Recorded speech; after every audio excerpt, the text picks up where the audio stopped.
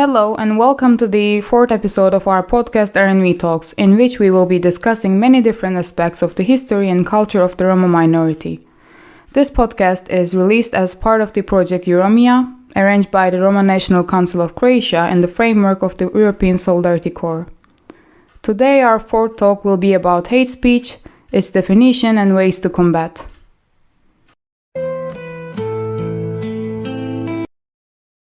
For decades, experts have worked to describe how hatred manifests in the world, from racism to antisemitism to more recent forms of online hate. You have probably heard these terms before, and maybe you feel confident recognizing hate when it happens in front of you. But the truth is, it's not always that simple. With the rise of the internet and social media platforms, hatred has found new ways to spread.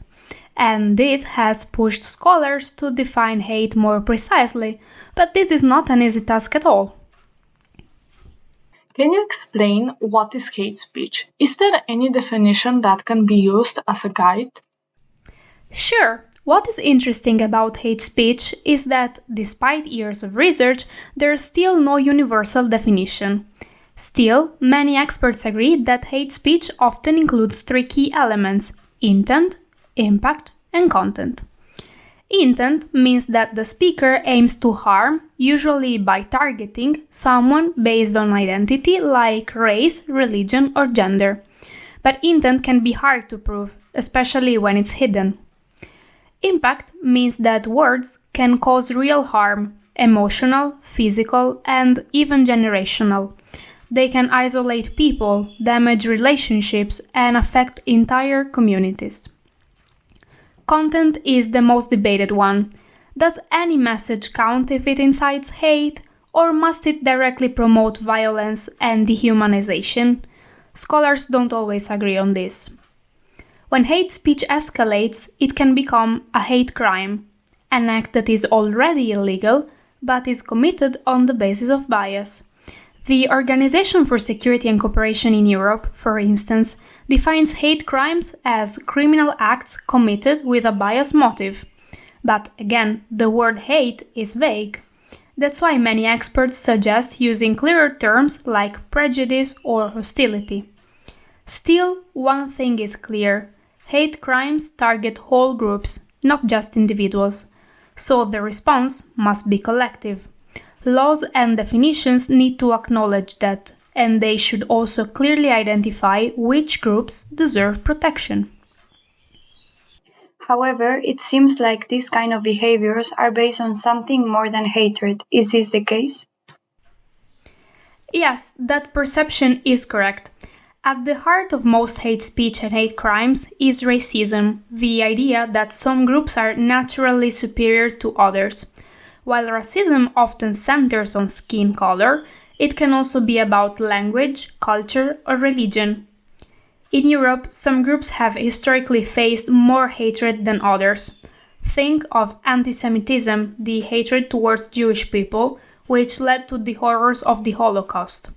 Today, the International Holocaust Remembrance Alliance offers a working definition of antisemitism, describing it as a certain perception of Jews which may be expressed as hatred. It is non-binding, but it helps institutions recognize and respond to this kind of hate.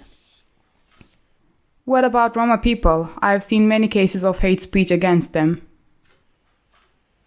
Unfortunately, Roma people are also a highly targeted group. Hate speech and crime against Roma is known as anti-Gypsyism. Roma people are often dehumanized, portrayed as wild, irrational, or inferior. This leads to deep structural exclusion, and in some cases, Roma even hide their identity to escape discrimination. At the end of the day, the only certainty we have is that there is no one-size-fits-all answer. But we can start by recognizing the shared elements of hate, intent, impact, and content. We can work towards better definitions while staying sensitive to historical and cultural differences. Because to fight hate effectively, we need to name it, understand it, and respond to it together.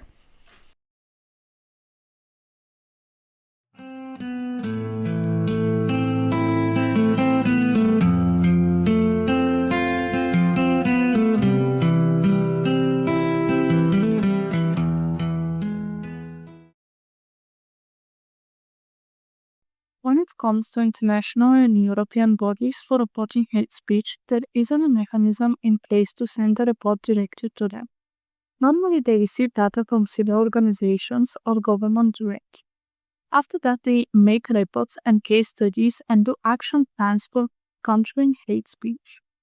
For example, Council of Europe have adopted documents related to this.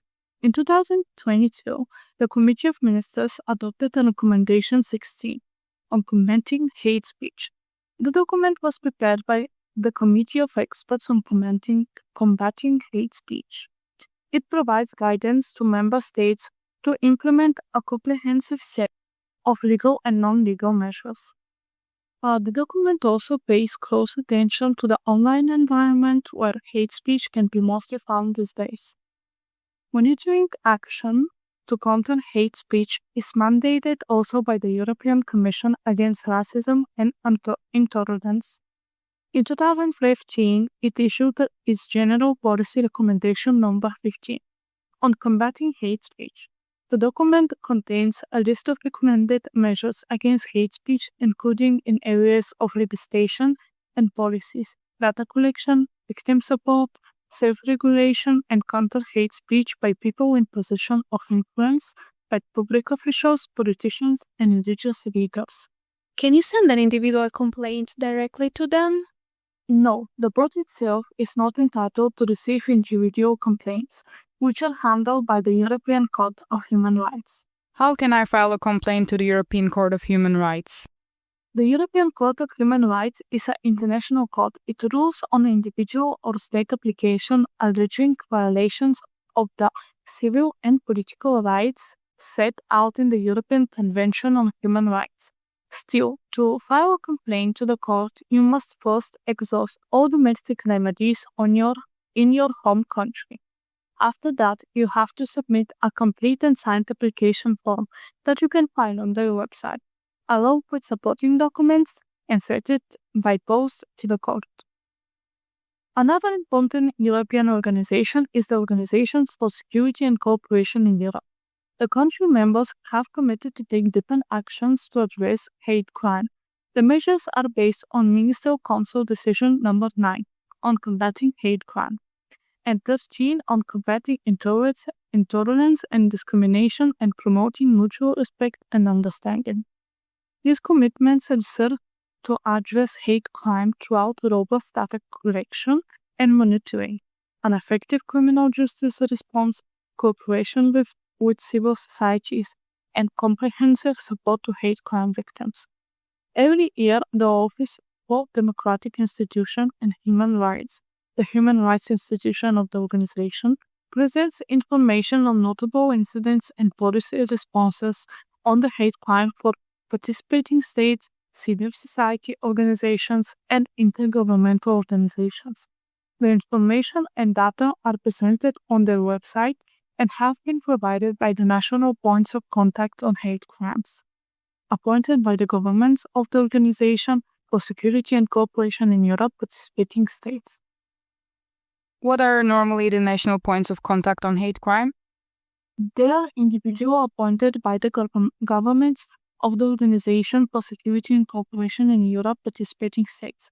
They serve as the primary points of contact for the Office for Democratic Institutions and Human Rights on issues related to combating hate crimes and are consulted on the presentation of data and information.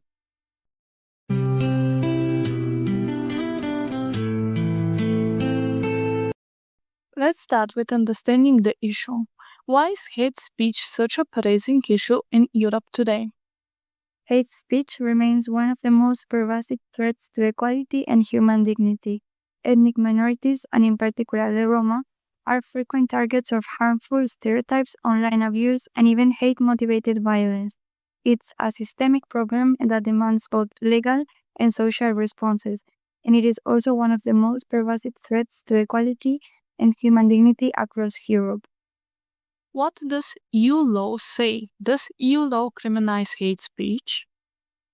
Yes, since 2008, the Council Framework Decision on Combating Racism and Xenophobia has required all member states to criminalize public incitement to violence or hatred based on race, religion, descent, or ethnic origin. This applies both online and offline. The Charter of Fundamental Rights, which has been legally binding since 2009, reinforces these protections. Article 21 specifically prohibits discrimination based on race or ethnic origin. Are there EU strategies that address hate speech against the Roma people in particular? Absolutely. The EU Anti-Racism Action Plan 2020-2025 explicitly acknowledges anti-Roma discrimination. In parallel, the EU Roma Strategic Framework for 2020-2030 sets out concrete goals for inclusion and urges countries to monitor anti-Roma hate and include Roma voices in policymaking. Tackling online hate speech specifically, how is the EU dealing with online hate speech? Through multiple efforts. First, the EU Code of Conduct of Countering Illegal Hate Speech Online was launched in 2016 with platforms like Facebook, YouTube, X, formerly Twitter, and TikTok.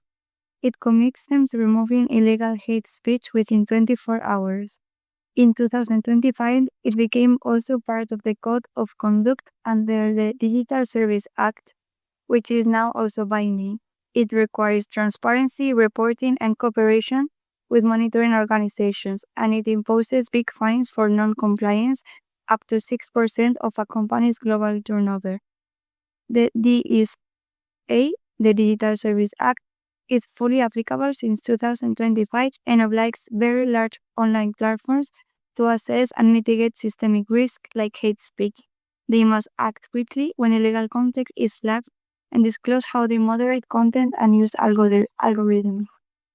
Besides the Commission, which other EU institutions are working on this issue? The European Union Agency for Fundamental Rights, or FRA, monitors hate trends and published a report in 2023 on the challenges of moderating hate speech online. Europol, through its European Cybercrime Center, works with police to tackle hate crimes and online hate. The European Parliament also pushes for strong regulation. It was key to the creation of the DSA.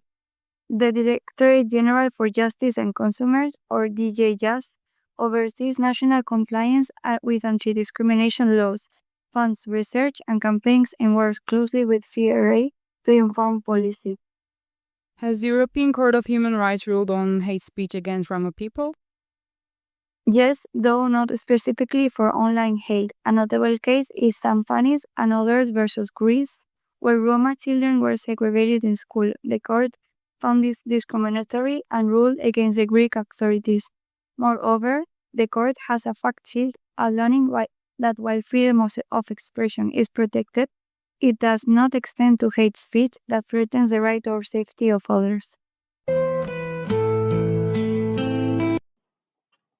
In today's digital age, social media platforms play a central role in communication, self-expression, and community building. Major platforms like Facebook, Instagram, X, formerly Twitter, YouTube, and TikTok have implemented policies and tools to help users report abusive content. Understanding how to navigate this reporting system is essential for maintaining a respectful and safe online environment. Previously, we tried to define hate speech. Do the platforms provide their own criteria? I would say that all platforms have a similar list of content criteria, which is unacceptable in posts and comments.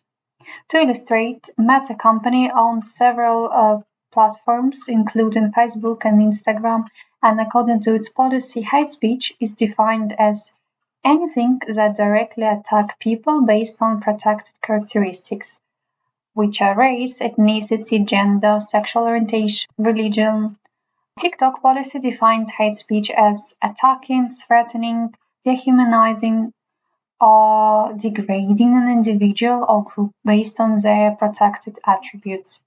YouTube doesn't allow promoting hatred or violence based on caste, ethnicity, race, disability, immigration status, nationality, religion, sex, gender, or sexual orientation. veteran status, victims of a major violent event, and their kin. They are considered as protected groups under YouTube's policy. X has a clear list of policy violations, which includes hateful references, which is content that references forms of violence or violent events, incitement, spreading stereotypes about protected groups, dehumanization of group of people based on their religion, caste, age, disability, serious disease, national origin, race, ethnicity, and other criteria, slurs, tropes, or other content that intends to degrade or reinforce negative or harmful stereotypes about a protected category, and hateful imagery, logos, symbols, or images whose purpose is to promote malice against others. Can we somehow protect ourselves from hate speech on social media? As a preventive measure, platforms provide settings for filtering content and controlling the user's experience. Unfortunately, if you already have encountered hate speech directed at you or at protected groups, you can report it. The platforms use a combination of technologies and human moderators to remove hateful content, so your complaint will be a useful tool. Platforms promise to guarantee anonymity when sending a request. For instructions on reporting hate speech, please see the article linked in the description. Remember that protecting your mental health online is just as important as protecting your physical safety in the real world. Learning how to report hate speech and set boundaries on social media isn't just about enforcing rules. It's about taking care of yourself and preserving your peace of mind. That was all from us for today. We hope you enjoyed our little talk. You can find a link to all these articles we wrote on these topics in the description of this episode. Don't forget to follow us on our social media accounts and website to stay in touch with us and our job here at RNV. Bye!